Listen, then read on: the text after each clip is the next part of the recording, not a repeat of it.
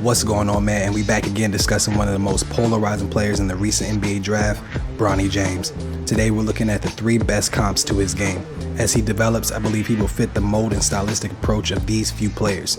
Now, I'm not placing his ceiling or floor at these player comparisons, but everyone has a limit, and Bronny did not get the 6'8" gene his father did. Starting with number 1, we are going to go with Tony Parker. This one is more based on Bronny dramatically improving his handle and quick decision making. Parker was never the dagger threat outside on the 3-point line, and he also stands 6'2" like Bronny. But you couldn't leave him open, and his deep penetration drives led to some amazing passes on that great Spurs team. He wasn't the fastest guard, but he was crafty, quick, and had a determination to get to his spots.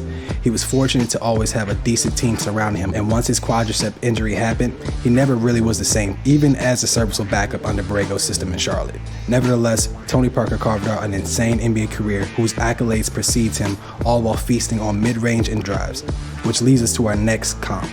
Tyus Jones is an excellent point guard, and at times he could have started for some rosters this season. He has a smoothness to his game. He makes the right play and knows when players need touches.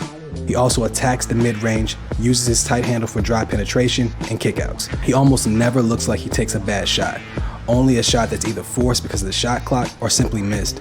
His time on the Grizzlies saw him essentially leading that team without Ja Morant, which may have set the precedent for him to be traded while his value was still high.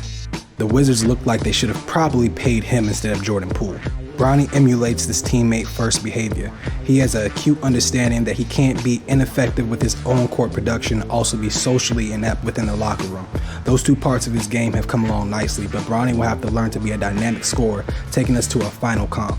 Ty Lawson was undersized at the guard spot, but made up for that with his ability to turn it on at will.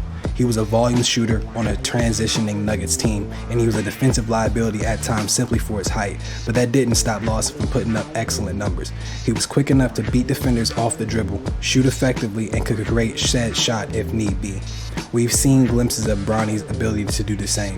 If Bronny could consistently score 6 to 8 points per game in his rookie and sophomore seasons, I think he'll be that much closer to these players' production simply because he missed that time of development with his heart situation.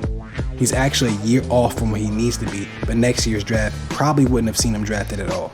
With time, I believe Bronny will become a fine player in the league, and if he manages to go to the right team following his father's retirement, I think he'll match or even exceed those comparisons. Now, I won't say results. Tony Parker's multiple rings might be a stretch, but let me know what you think down in the comments below.